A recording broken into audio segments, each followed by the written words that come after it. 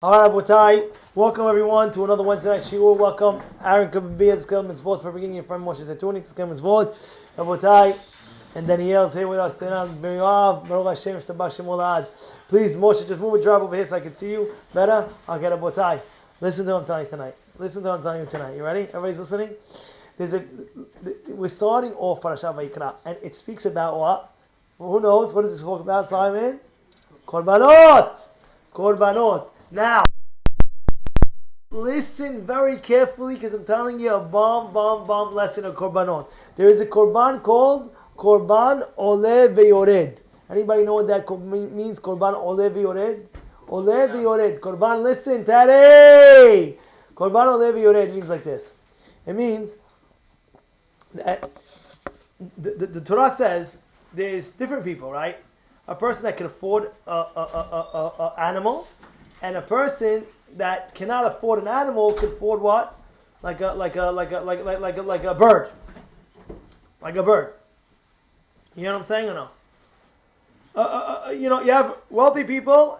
The guy did. By the way, I want to clarify everything. I want to clarify everything from right now to everybody get this straight. I want to ask everybody a question. Korbanot. We're not giving korbanot for bemezid. Korbanot is by accident. The guy didn't know it was Shabbat, and by accident he picked up his phone. This is what we're talking about. And what happened? They bring a korban. What is it? Bring a cow. Bring a goat. Bring whatever. Bring. So I ask you, Teddy, what is this cheshbon over here? What does it do? Of course, you have to do tshuva. You have to do tshuva on every sin that we do. You have to do tshuva 100%. Hashem, what's the tshuva? Basic. I feel so bad, whatever I did. I feel terrible. I'll never do it again. And I did A, B, and C, and I'll never do it again. So you have three things. The vidui, saying what you did. Regret, feeling bad what you did. And of course, Kabbalah Atid, that you'll never do it again. So now, Thomas Beit HaMikdash, he had a korban. He was playing, let's say, Fortnite too much. I'm not mentioning any names over here. Well, he's playing whatever he's playing, shtuyot. Let's say he did Avirah, whatever it was. He comes, he brings the korban. Now, when he brings the korban, you have to understand something. What is this essence over here, korban? And the answer is very simple. It's showing that really you were supposed to be that you were supposed to be on that mizbeach. You were supposed to be Has v'Shalom get killed. Yes! A person might say, wait, Rabbi, we have laws. What's hayab? You're obligated in punishment of this, that. I want to tell you something. If anybody goes against God, anybody goes against Hashem, he's the Melech Ma'achei Melechim HaKadosh Baruch Hu. Really? He has the death penalty automatically.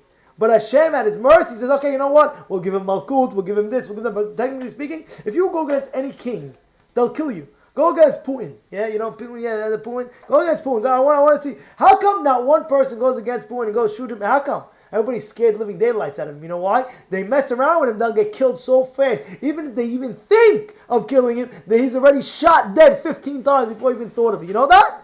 That's the truth. You know why? What's the pshat? Very, very simple pshat, because everybody understands everybody understands what a king is. What's a king? A king is you go against the king, you're out, finished, khalas, you're done. So now, that being said, if anybody rebels against Hashem in any way or form, really he's done. But Hashem has mercy, Hashem has this, Hashem has that. But at the end of the day, if he did have Avirah b'shogeg, by accident, he didn't know it was Shabbat, by accident, he goes to Beit HaMikdash, he brings an animal and he does a korban. And he's supposed to be thinking, well, that animal was really supposed to be me. I was supposed to be on that. But I was supposed to be on that. It's like, Hashem, I'm supposed to be there. I'm so sorry. I feel bad. And the person does tshuva and he'll never do the sin ever again. That's the whole purpose. Now, I want to tell you more than that. It says, in the whole korban aspect of it, it says Adam ki akriv mikem. The Midrash says, what is Adam ki akriv mikem? Adam that's bringing a korban. Adam. What's Adam? What ish? Ish ki akriv mikem. What's Adam? Midrash says we're dealing with what? Adam Harishon. Why is it so important to remember Adam Harishon when you bring a korban? Listen to what I'm telling you. The most important lesson in your life. Listen, I'm not even joking. All our lives, and that is, we must understand the story is brought out in Masechet Ta'anit. And it says Shimon ben Chetach took grains. He took He took kernels of wheat, and he pulled it up to the people. He says, "You see this? Whoa! What is this? This is kernels of wheat, and it was huge. That's not a kernel of wheat. That's like a watermelon. What are you talking about? That's like a bean. That's bigger than. That's huge. It's much bigger." He says, "Yes. This is the way kernels have to grow. But the fact that there's sin, the people sin in different generations, it doesn't grow properly. Do you understand the barakah that you get when you don't sin? The reason why it's so small is because there's sins. When a person doesn't have avirah, there's poison being spilled out all over the world, and therefore it affects the nature. This is a Gemara in Maaseh B'Shimon ben Shetach. He brought out wheat kernels. Gemara in Tanit says, "You see how big these are? They were much bigger. They were much bigger than the regular normal wheat." He says, "Why?" He says, "You know why? Because the people did not do sin in that generation, and being the fact that they weren't clear, therefore you saw all that." Now, sometimes a person doesn't realize, he says, let's say for example it's Shabbat, and he's driving his car on Shabbat. Nothing's happening. You don't see the guy have a heart attack. Do you ever see a guy have a heart attack? He drives on Shabbat, he has a heart attack. Or you see a guy smoking, or he's a Jew, whatever it is. All of a sudden the guy dies, takes his phone, all of a sudden his arm falls off. You don't see that on Shabbat. So therefore what? You might think, oh, what's happening? Nothing much is really happening. But really, a lot of things bad are happening. So you know what Hashem says? Remember Adam HaRishon. Why should I remember Adam HaRishon? Why? Because look what happened by Adam. Adam ate from what? The Eitz Hadat. And what happened because of that? Death came to the world. Death. Imagine, now a person has to die after 120 years, he has to die. Why? The sin of Adam HaRishon. Now you go to, and it was only one sin, by the way, that he was doing, right? That one sin. If he didn't do that sin, see what sin can do, even though you don't see what's actually happening. You see what a sin can do. It could destroy. You could prevent so much barakah from happening in your life. Heaven forbid. You're supposed to have all this barakah, but the guy is I don't know what he's thinking, and he's ruining it because he's always doing all the shtuyot every single second of his life. He has to think back, stop, what's going on over here? I don't want to do a sin. Hashem, please forgive me. I'll never do it again. And all of a sudden he sees, shh, barakah, shh. And even if a person says, oh, Rabbi, I did it, doesn't make a difference. Borei Olam is your Father in heaven. Whatever he says, this is what we do. You should just know, I remember a guy, he wasn't making any parnasah, nothing, zero. He came to me crying. And this guy, you would see that you will never imagine this guy has nothing. He would always present himself like a show off type of person that I have. He never wanted heaven forbid, to look down. And nobody knew anything. I was the only one in the shul that I knew. He came to me, Rabbi, begging me, help me. I was like, what's going on? You? I was like, yeah. He's like, what made you? I look at you, I think, you look at the guy, he's a good guy. You look at him, presentable, well, everything. He's telling me I can't pay my bills. I can't pay the bill. I can't end the month. I told him what to do. He did it. He improved whatever he was doing. The beracha flowed like I'm not joking. But what? A person is like, stay away from sin, has v'shalom. Why?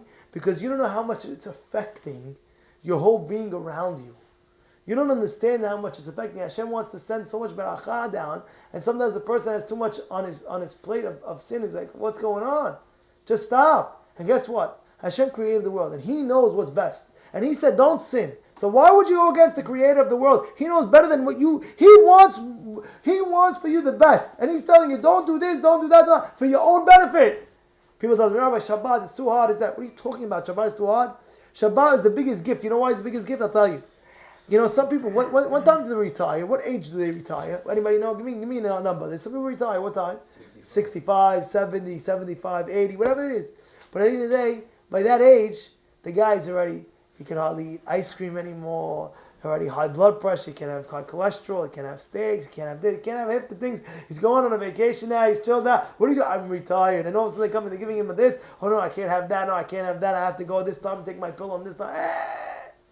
He's 80 years old, that's it. 85, 90, whatever it is. Hashem says, look, I want you to retire once a week, every week. What day? Shabbat. retire. Don't work. Isn't that beracha? The biggest beracha! With all your health, you're young, you can eat. Yeah, I'm off today. You can sit down on a Shabbat meal. Let's go! Give me the food. Yeah! I'm enjoying Shabbat, honoring Shabbat. Yeah! This is what's going on. Yes. Hashem, look how good He is to you. Look how good He is to us.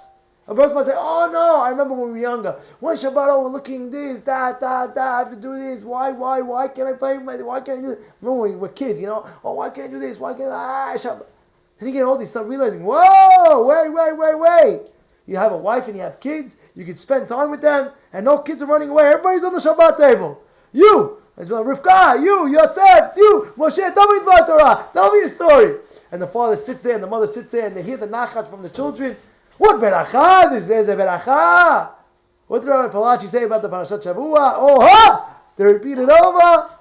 Alright? Wow. And they feel so good. This is what it is. So why would a person sin? And that's exactly the point. When a person, heaven forbid, did, what's the first thing the Torah says? Adam ki yakriv mikem. Adam. It speaks about Adam. Remember Adam Arishon. What about Adam Arishon? If he would have known the repercussion, what would have done if he ate from the Etz Hadat, that people will die, people have to now sweat to make some bread, to make some panasah, he would never have done that avirah. He would never have done it. Chava. Now what? Ladies, they give birth, they give this, they give that, right? They have to hold 9 months like this. Imagine Chava didn't do anything. No 9 months like this. Nothing. Zero. Chalas. Boom. She gets pregnant, she gives birth. Imagine. But what? Nobody realizes what sin does. And guess what? I have news for you. Listen to what I'm telling you right now. I know people because as a rabbi, people come over to me and they speak to me. They tell me things. And they tell me, off camera, I could tell you a crazy story. But I'll go past that for a second. Because it just clicked over. I want to say it. But a guy, the biggest beracha, in this shul, I'll tell you what happened. This is a story that happened a few years back. A fellow comes over to me. He says that he has to take a surgery. The exact story was, he had to take a surgery for his lip. Something happened with his mouth. And I told him I know why. He says, Rabbi, how do you know why? He said, I told him, because I never brought this up to you, but somebody came over to me and I pulled it up. It was a nasty, crazy, bad review on a certain store. Don't eat over there. There's cockroaches. There's this, there's that. He made a whole thing, like the biggest one you could see. I'm like, what? What's going on? And I look at the bottom and I see his name. He's one of my congregants. He's one of my guys that pray with me every single day. I was like, what? I tell him, I know why this is happening. Because Hashem loves you! He says, what do you mean, Rabbi? I said, because Hashem loves you, that's why it's happening. You know the Pasuk says, Et Hashem yehav, Hashem yochiach. The one who Hashem loves, Hashem gives him rebuke. And he says, I tell him, you know why Hashem's giving you rebuke right now? Not that I'm going to have to call you out, but you're late. I'll tell you like this. I says, you know why? He says, why, Rabbi? Tell me why. What's the pshat? I said, this is happening to you because your mouth spoke Lashon Hara, even though it didn't speak. Because that night when I was ordering food for my kid, I did not order from them. I said, this is crazy. And then I thought to myself, why'd you do that? It was probably why. I asked him, why'd you do that? He says, oh, because my order was late. They got us the food cold. And this, that. I said, well, you said there was 100 cockroaches. No, it was only one. I said, why are you making 100 cockroaches and thing? He's making a whole wrong review. This, that. I'm not sure. This true story happened with me. I told the guy. I told him, okay. Listen to what I'm telling you right now. All of a sudden, he goes to the surgery. Everything is good. Comes back, Rabbi, I did tshuva. I said, what? He said, before I went into the surgery, I called up the restaurant. I said, I'm so sorry. I am so-and-so. I'll take off the review, but please forgive me. So look, you take it off, we'll forgive you. He took it off. Everything went well. Baruch Hashem. But Hashem showed him, you see how bad sin is? You see? And guess what happened? Guess what happened right after that? What happened was like this. about 2 weeks ago, he came in and he had a very big, I don't want to give out too much information, but he had a very big stomach ache. And I was like, what's going on? Why is your stomach hurting you so much? He says, I ate something last night. It is that.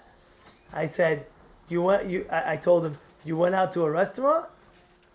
And he tells me, yeah. I said, listen to what I said. I said, let me ask you, you going to tell me which restaurant you went to? He says, no. So why? Say, because I don't want to say anything bad about a restaurant. Maybe it was my stomach and not his food. Maybe it's my stomach and not his food. I was like, good. You learned your lesson. Don't worry. Your stomach ache is going to go away. That day, it went away. He called me. He said, Rabbi, my stomach ache. Hashem's testing you. You're going to speak again or no? He passed the test. But if a person knew Adam ki akriv mikem, when a person is making korban, what's the thing that he has to think about? He has to think. What did Adam Arishon do? He ate from the Etzadat. And what happened because of that? What happened? People have to die. People have to work hard to sweat in order to get their food. Women have to give pregnancy and the whole 9 yards. Whoa. And what? One sin. If a person knew and understand what goes on when he sins, he would never sin in his life.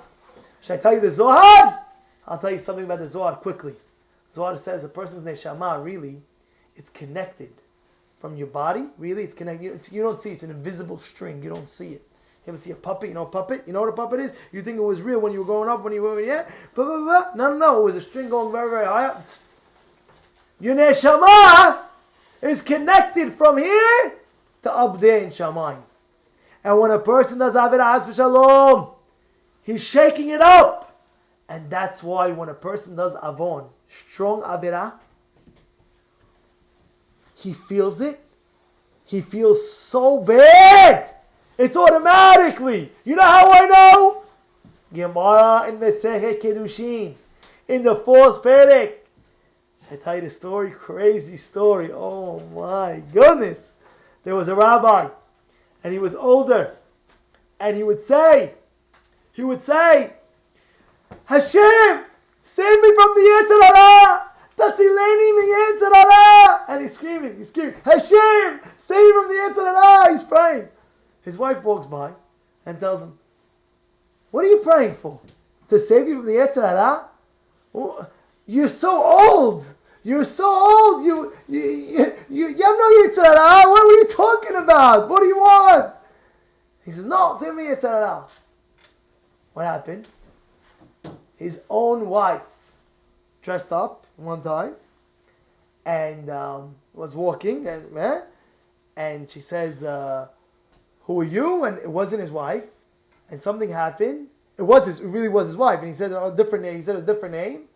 And all of a sudden something happened. He was mikshol. He made a mikshol. And he came back home. After that, he told his wife, oh my goodness, you don't understand mikshol. I had a mikshol. Oh my goodness. He said, no, that was me. It was me. I was dressed up. I put on makeup. I made myself look so nice. I put on makeup. It was me. You know what he did? He says, no. I still don't feel well. He ended up, he couldn't live out his life. He ended up dying from the tzad, from the pain. Why? Because he had such a holy neshama that the neshama was connected from heaven above till the earth below, and that's why a person cannot live with himself.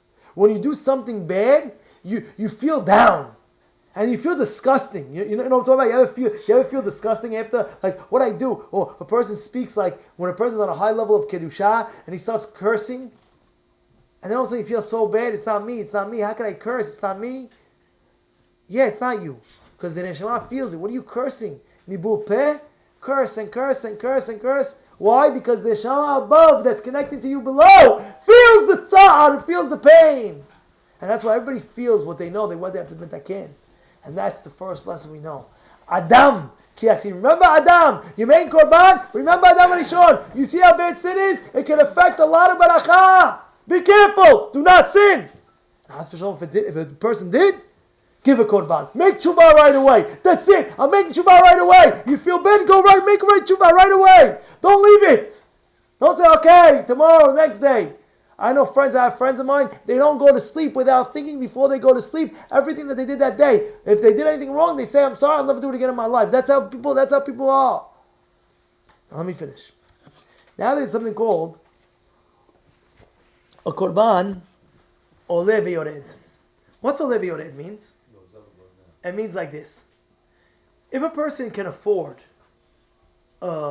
expensive a korban, like an animal, so that's what you have to do, right? But if a person cannot afford it, he doesn't have the money, so he's allowed to bring what, like a certain bird, turtle dove, a bird.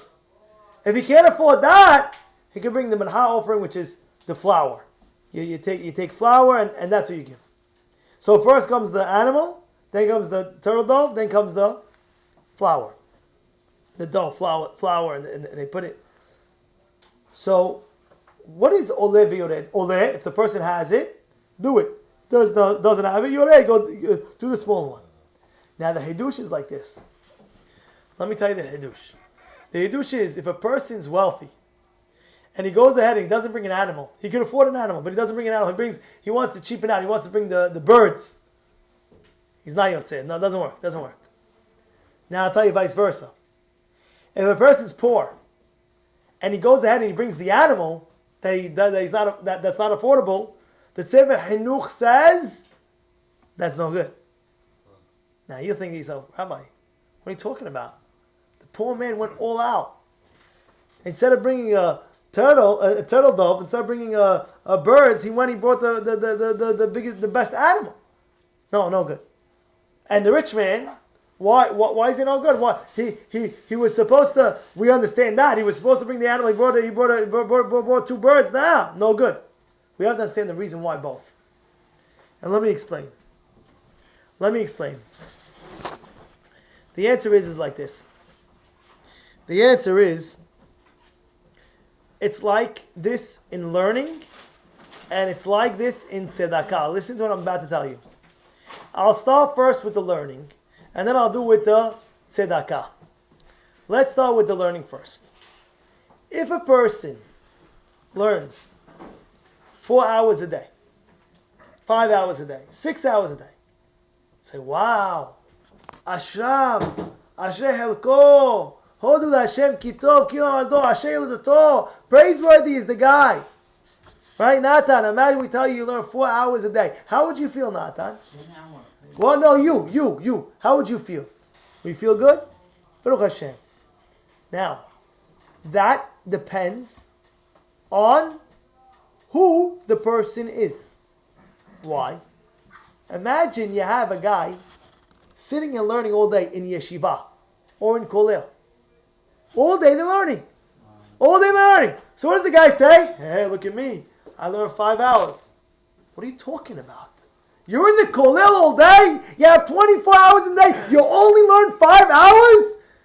Come on! Mazeh! But then take a working man. The guy's putting bread on the table for his family. And this guy tells you, I learn 5 hours a day and I put bread on my table. Wow! This is very big praiseworthy. Wow! You understand the difference? If you're in that level of a yeshiva guy and your kollel guy, you have to put in more hours than the working man. You can't say, "Oh, look, I'm what's it called? You know the Rambam. You know how much the Rambam says a working man should do. You know that Hazon Ish said, how many hours should we learn Ben Azmanim? You know we have how many hours? He says how many hours you should learn like a working man. Back in the day, you know how many hours the working man used to learn back in the day. The working man. You know how many hours? 9 hours, he writes. The Rambam says it's 9 hours. The working man. Halavai, the kollel and the yeshiva guy learns 9 hours a day like this. You know what it is? 9 hours. Okay, let's take our generation. You know, everybody has a say, but you don't know this generation of pizza, sushi, and steaks. Come on. Okay, so we'll lower it a little bit, a few more hours less. But how much more hours less? You have a working guy. Okay, it's very mechubad, very respectable. He learns 5 hours. Wow. How do you do it? Oh, Rabbi, I start work at 9. And I go to shul What? I go to the, let's say for example, I go to the 6 o'clock minyan and I learn after from 7 to 9. Wow, that's 2 hours. And I come home at 6. I eat dinner with my wife and kids from 6 to 7. And then I learn from 7 to 9 or 7 to 10. Wow, you have 5 hours. This is wow. This is wow. But then you have the yeshiva guy and the kollel guy. What do? 5 hours? What 5 hours? What do you do from 9 to 10 at night? What do you do from 9 in the morning to 9 at night? I have 12 hours. You only 5 out of 12? Come on. You understand what's going on? It depended on who the person is. It's dependent on who the person is. Don't look at the other guy. Look at yourself. What was the Shamayit? That's the same thing with Korban. What's the Korban? If the guy can afford the biggest Korban and he doesn't, of course, better than that by Korban, but us at least we're doing something, you know.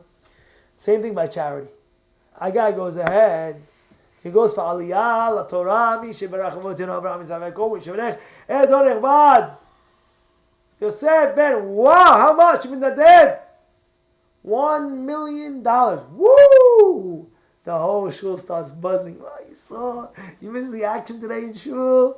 What happened? The guy done it. No way, I missed it. The one time I didn't come, I missed it. He donated $1 million by the Torah. Oh yeah, you missed it. Oh, you didn't. And everybody's talking about it and this and that. And now everybody's looking at the guy. Wow, he donated $1 million. Wow, how are you? Come sit in the front now, please. Come on, this, that. But I have a question for you. Let's say the guy makes $100 million. What does he have to give? At least 10 million, right? At least 10 million. Ma said at least 10%. At least 10. So we're looking at him, wow! But really, it could be he has to give much more. Understand? You understand? Same thing. You have a guy. Sometimes he gives $100. He goes value $100. Or whatever it is, he gives over the year. I guess I gave 10 grand for the year. And he's only making 100 grand. Wow, he gave 10%. Wow, he's giving what he's supposed to be giving. Wow, that's praiseworthy. You understand right now what I just said? You understand what I'm saying over here now? You hear that, Tomer? Now, that's clear by the Ole. Ole, depending who you are, that's how much you have to pay. Depending on who you are. You could afford it, take the best of the best. You can't, okay, you cannot. Now we'll go the other way. What's the yored? What's the yored? What is it saying over here? If a person is, heaven forbid, poor and he can't afford it, he has to give what? The birds or the flower, and he cannot give an animal. And if he gives an animal, the Sefer HaChinuch says it's no good. Why? You would say, why, Rabbi? He's doing even better. Look, he can't do it and he's doing it. Rabotai, this is what I'm telling you. Listen to what I'm telling you. A lot of times a person can be under pressure. A lot of times you have a father seeing they're making a living for his family. And all of a sudden he has something called Meet with the Jones. What's Meet with the Jones? Oh, now his brother-in-law got a crazy Range Rover. Now I have to get a Range Rover. Now his other brother-in-law got the crazy Porsche with the crazy tinted windows. Now his wife says, listen, my, how come so-and-so has it? My sister's driving this. How come I can't drive that? And now balagan starts. And now what does the father do? He goes out and he starts borrowing money from people that he cannot pay back. And what? And he starts making lavish parties. He has a baby boy now. He makes a huge bris and he cannot afford it. But in order to meet with the Joneses, in order to meet with the people and not to feel bad, he borrows more money and more money. He keeps on borrowing, he cannot pay back. Now he's under pressure. And now he has to try to, heaven forbid, do some illegal actions to make money or to do whatever it is. And he's trying and he can't. He's staying afloat. He can't afford it. He cannot afford it. But no, I got to stay on the same level. I cannot. And now he's in debt. Now he can't pay that. It got him worse. Now he's full pressure. He can't live. He's very hot. Hashem says, no. That's not your avodah.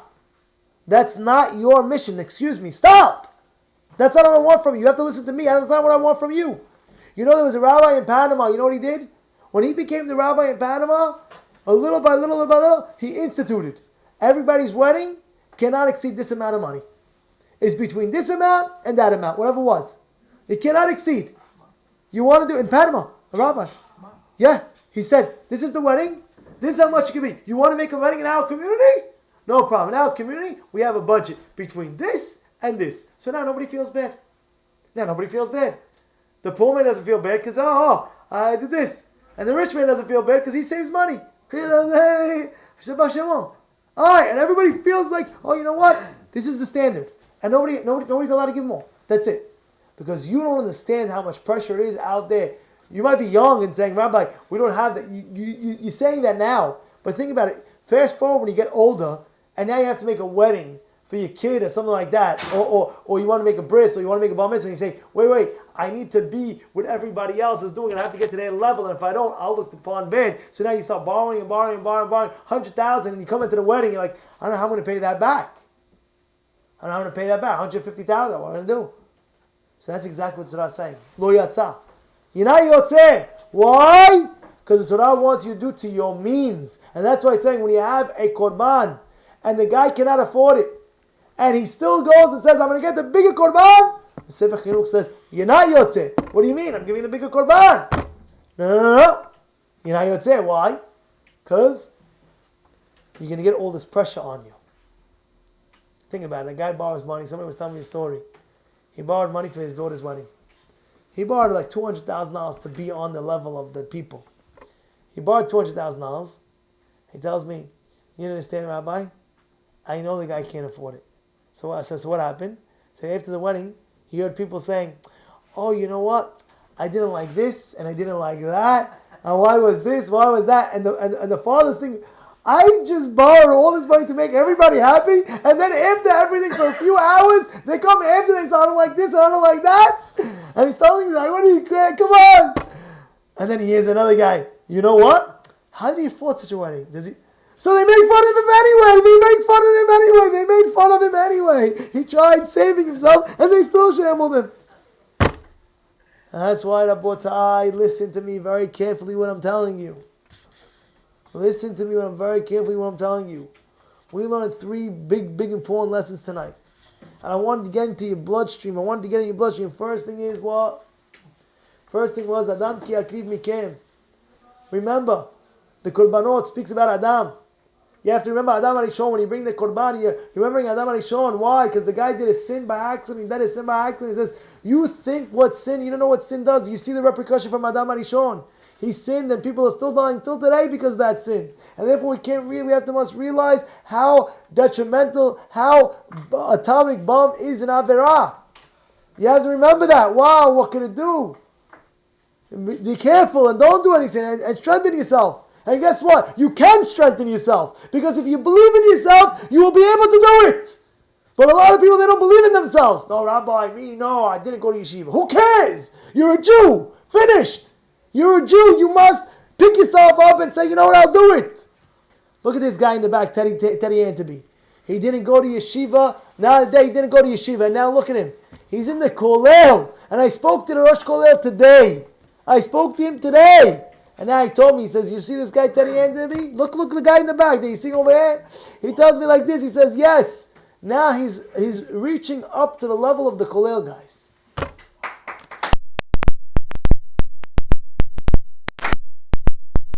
This is what I spoke to him a few hours before I got it. I asked him, how's our student Teddy Antaby doing? And he tells me this. He says he's starting to get up there with the, he needs some more work to get up there, but he's getting up to the kollel guys. One more time.